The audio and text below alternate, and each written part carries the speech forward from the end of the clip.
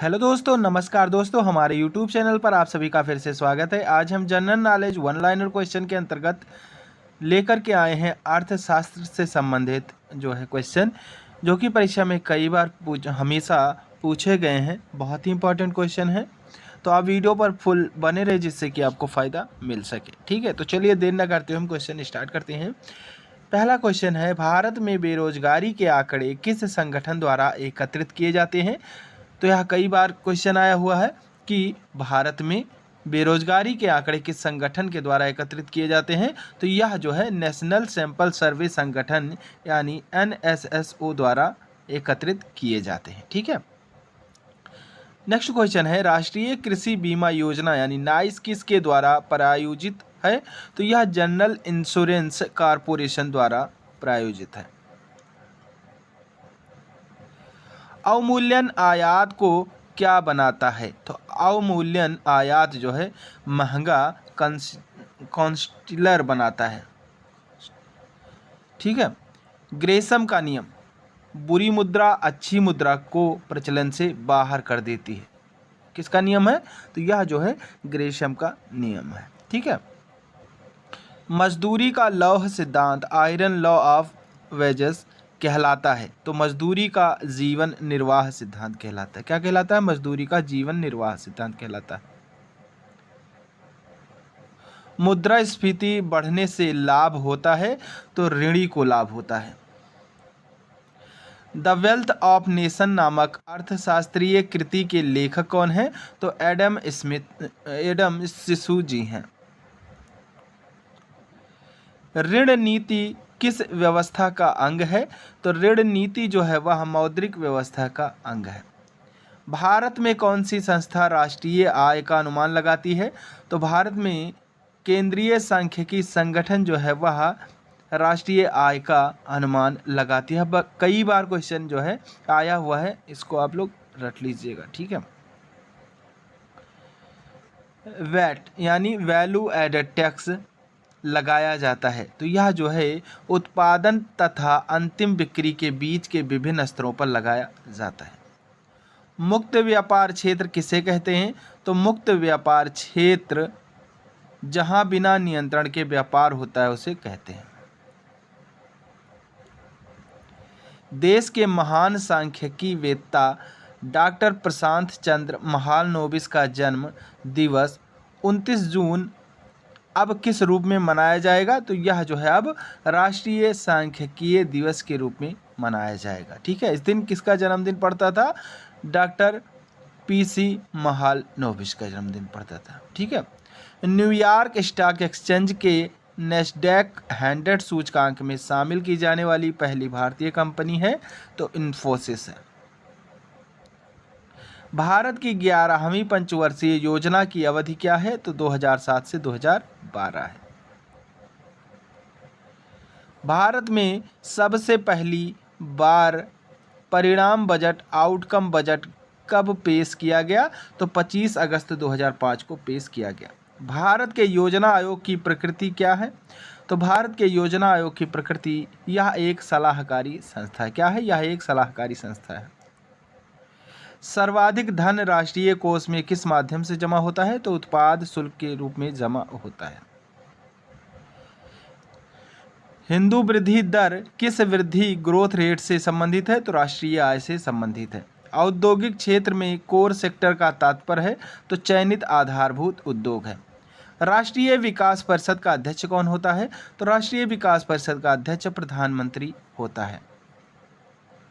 केंद्रीय सांख्यिकीय संगठन यानी सेंट्रल स्टैटिस्टिकल ऑर्गेनाइजेशन की स्थापना कब की गई थी? तो इसकी स्थापना 1951 ईस्वी में की गई थी।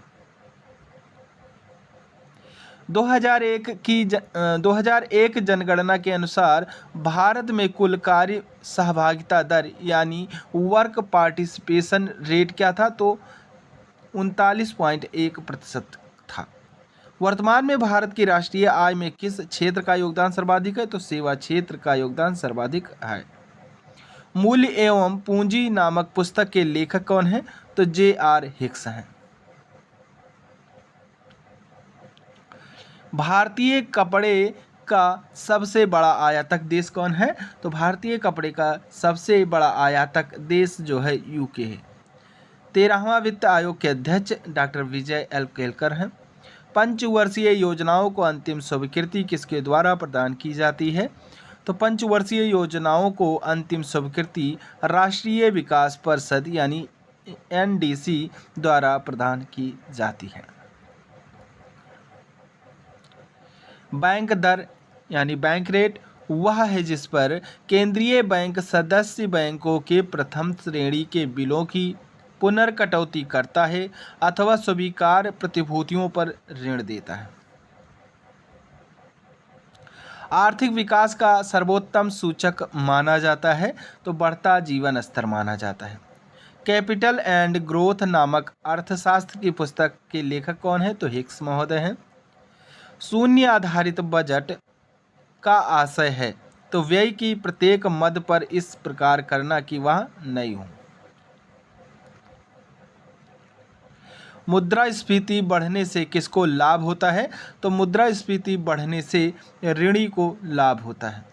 भारत में बैंक दर किसके द्वारा निश्चित की जाती है? तो भारत में बैंक दर रिजर्व बैंक द्वारा निश्चित की जाती है। द वेल्थ ऑफ नेशन नामक पुस्तक के लेखक कौन है? एडम स्मिथ महोदय। ऋण नीति किस व्यवस्था का अंग है? तो यह बैंकिंग व्यवस्था का अंग है। मजदूरी का लौह सिद्धांत कहलाता है तो मजदूरी का लौह सिद्धांत यानी आयरन लॉ ऑफ वेजेस जो है मजदूरी का जीवन निर्वाह सिद्धांत कहलाता है। नेक्स्ट है भारत के लिए विजन 2020 नीतिगत प्रलेख के रूप को तैयार करने वाली समिति के अध्यक्ष कौन थे? तो डॉक्टर एस.पी. गुप्ता थे। भारत में पहली कृषि जनगणना किस वर्ष हुई थी? तो भारत में पहली कृषि जनगणना जो है 1970 से 71 में हुई थी। भारत सहस्राब्दी जमाएं यानी मिलेनियम जमाएं अक्टूबर-नवंबर 2006 में किसके द्वारा जारी की गई? तो भारतीय स्टेट बैंक के द्वारा जारी की गई थी। विश्व में 1 अरब से अधिक जनसंख्या वाले राष्ट्रों में भारत का कौन सा स्थान है? तो भारत का दूसरा स्थान। Economic and social commission for Asia and Pacific का मुख्यालय कहाँ है? तो बैंकॉक में है। महिला की साक्षरता दर सबसे ऊंची यानी सबसे अधिक किस राज्य में है? तो केरल राज्य में है। किस राज्य में है? केरल राज्य में है।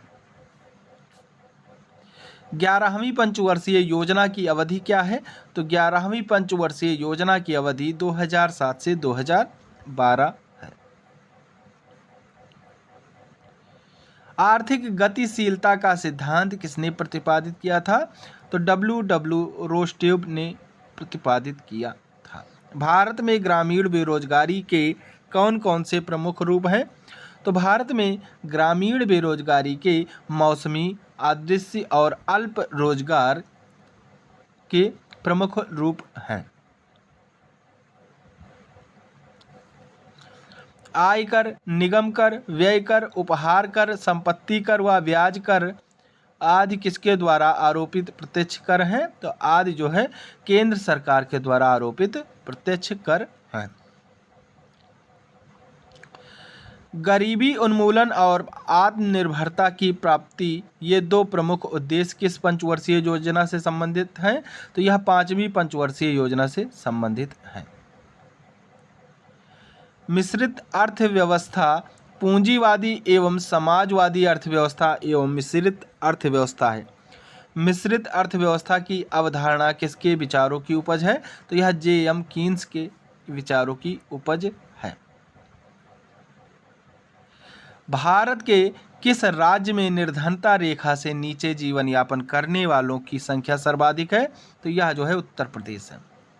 निजी क्षेत्र की विमानन कंपनी एयर सहारा का अधिग्रहण किस कंपनी ने अप्रैल 2007 में किया था? तो जेट एयरवेज ने किया था। शून्य आधार बजट यानी जीरो बेस्ड बजट की अवधारणा के प्रतिपादक थे? तो P.A. पायर थे। अंतर्राष्ट्रीय मुद्रा कोष की स्थापना किस घटना के परिणाम स्वरूप हुई? तो वेटन वुड्स कॉन्फ्रेंस के परिणाम स्वरूप हुई थी। फार्म आय बीमा योजना किसके द्वारा प्रायोजित है? तो जनरल इंश्योरेंस कॉरपोरेशन द्वारा प्रायोजित है। भारत की कौन सी योजना सोवियत मॉडल पर आधारित थी? तो द्वितीय योजना जो है यह सोवियत मॉडल पर आधारित थी। भारत में बेरोजगारी के आंकड़े किस संगठन द्वारा एकत्रित एवं प्रकाशित किए जाते हैं? तो national sample survey organisation NSSO द्वारा एकत्रित और प्रकाशित किए जाते हैं। विश्व में वह कौन प्रथम राष्ट्र है जिसने आधिकारिक रूप से परिवारी नियोजन कार्यक्रम को अपनाया? तो यह चीन देश है। निगम कर लगाया जाता है? तो निगम कर कंपनियों की आय पर लगाया जाता है। राष्ट्रीय आय के आकलन में मूल्यह्रास की गणना किस पर की जाती है? तो केवल पूंजीगत वस्तुओं पर की जाती है। भारत की पहली जनगणना कब की गई थी? तो भारत की पहली जनगणना 1872 ईस्वी में की गई थी। योजना आयोग का उपाध्यक्ष होता है? तो योजना आयोग का उपाध्यक्ष कैबिनेट मंत्री का दर्जा प्राप्त व्यक्ति होता है। किस विधेयक के द्वारा सरकार वर्ष भर राजस्व एकत्रित करने की व्यवस्था करती है? तो वित्त विधेयक द्वारा। वास्तविक राष्ट्रीय आय क्या दर्शाती है? तो वास्तविक राष्ट्रीय आय स्थिर कीमतों पर राष्ट्रीय आय दर्शाती है। इंडिया ब्रांड इक्विटी फंड की स्थापना किस वर्ष हुई? तो 1996 में हुई। मल्होत्रा समिति का गठन किस प्रायोजन से किया गया? तो बीमा क्षेत्र में सुधार के लिए सिफारिश देने के लिए किया गया। महान विभाजन का वर्ष शब्द जनसंख्या के संदर्भ देने के लिए प्रयोग किया जाता है? तो 1921 के बाद तीव्र गति से बढ़ती जनसंख्या के लिए किया जाता है। डवाकरा से क्या अभिप्राय है? तो ग्रामीण क्षेत्र में महिला और बाल विकास कार्यक्रम से संबंधित है। यह घाटे की वित्तीय व्यवस्था का अर्थ है? तो आगम रेवेन्यू से अधिक खर्च करना है। संपत्ति की अवधारणा में मानवीय संपत्ति को किसने सम्मिलित किया? तो फ्रीडमैन ने सम्मिलित किया था। प्रबल प्रयास सिद्धांत संबंधित है? तो यह आर रेडान से संबंधित है। भारत की कौन सी योजना सोवियत मॉडल पर आधारित थी? तो द्वितीय योजना जो थी वह सोवियत मॉडल पर आधारित थी। कृषि विपणन के विषय में कौन अद्यतन जानकारियां प्रकाशित करता है? तो अर्थशास्त्र व सांख्यिकीय विभाग जो है प्रकाशित करता है। भारतीय रेल किस प्रकार का उद्यम है? तो यह विभागीय उद्यम है। बैंक दर क्या है? तो बैंक दर वह दर जिस पर भारतीय रिजर्व बैंक औद्योगिक बैंकों को उधार देती है, वह जो है औद्योगिक बैंकों को उधार देती है, वह बैंक दर कहलाता है। भारत के लिए किस औद्योगिक नीति में मिश्रित अर्थव्यवस्था की अवधारणा लाई गई है? तो 1948 की नीति में लाई गई है। मूल्यवर्धित कर यानी वैट लागू होता है? तो उत्पाद शुल्क पर लागू होता है। भारत में किस वर्ष में मुद्रा के लिए दार्शनिक प्रणाली यानी डेसिमल कोरियस अपनाई गई? तो 1957 में दार्शनिक प्रणाली अपनाई गई थी। ठीक है, किसके लिए? मुद्रा के लिए। अंतर्राष्ट्रीय मुद्रा कोष का मुख्य कार्य क्या है? तो अंतर्राष्ट्रीय मुद्रा कोष का मुख्य कार्य सदस्य देशों के बाकी भुगतान की समस्याओं को हल करने में सहायता करना है। वह कर जिसका कर आधार बदल जाने पर भी कर की दर समान रहती है कहलाता है? तो अनुपातिक कर कहलाता है। वेल्थ ऑफ नेशंस नामक अर्थशास्त्री पुस्तक के लेखक कौन है? तो एडम स्मिथ हैं। केंद्रीय करों में राज्यों के हिस्से का निर्णय कौन करता है? तो वित्त आयोग करता है। Bad money drives out good money अर्थशास्त्र में यह नियम किसका है? तो ग्रेसम का नियम है। इंडिया ब्रॉड इक्विटी फंड का उद्देश्य क्या है? तो आईटी क्षेत्र में पूंजी की व्यवस्था करना है। अवमूल्यन का अर्थ होता है, तो अवमूल्यन का अर्थ विदेशी मुद्रा के सापेक्ष रुपये के मूल्य में कमी है। म्यूचुअल फंड तथा स्टॉक मार्केट को प्रतिबंध करने का मूल्य अधिकारी है, तो भारतीय प्रतिभूति एवं विनिमय बोर्ड है। योजना आयोग के अनुसार किस व्यक्ति को शहरी क्षेत्र में निर्धनता की रेखा से नीचे मानने के लिए कितनी औसत कैलोरी प्रतिदिन आवश्यक है, तो 2100 कैलोरी आवश्यक है। निर्धनता की स्थिति के लिए डाटा कौन सा संगठन एकत्र करता है, तो NSSO डाटा जो है यह एक संगठन है जो कि एकत्र करता है। ठीक है। भारत सरकार के बजट के कुल घाटे में किस घाटे का सबसे अधिक योगदान है, तो राजकोषीय घाटा का सबसे अधिक योगदान है। संसद में बजट पूर्व आर्थिक समीक्षा किस मंत्रालय द्वारा प्रस्तुत की जाती है, तो यह वित्त मंत्रालय द्वारा प्रस्तुत की जाती है। व्यापारिक बैंकों के लिए SLR वैधानिक तरलता अनुपात क्या होता है, तो कुल जमाओं का वह प्रतिशत जो नियमानुसार बैंक अपने पास नगद, मुद्रा, स्वर्ण अथवा अनुमोदित प्रतिभूतियां तरल रूप में रहते हैं होता है।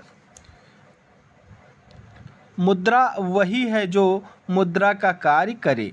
मुद्रा की यह परिभाषा किस अर्थशास्त्री ने दी थी, तो यह परिभाषा जो है हार्टले विदर्स ने दी थी। ठीक है। इन्होंने क्या कहा था, मुद्रा वही है जो मुद्रा का कार्य करे। भारतीय रुपये की विनिमय दर का संबंध है, तो भारतीय रुपये की विनिमय दर का संबंध चुनी हुई मुद्राओं के समूह से है। किससे है, चुनी हुई मुद्राओं के समूह से है। तो आज के लिए बस इतना ही। अगला प्रैक्टिस सेट देखने के लिए आप हमारे चैनल को सब्सक्राइब कर बेल आइकन प्रेस कर दें, जिससे कि हमारे वीडियो डालते ही आपको नोटिफिकेशन मिल सके। तो चलिए, थैंक यू। जय हिंद, जय भारत।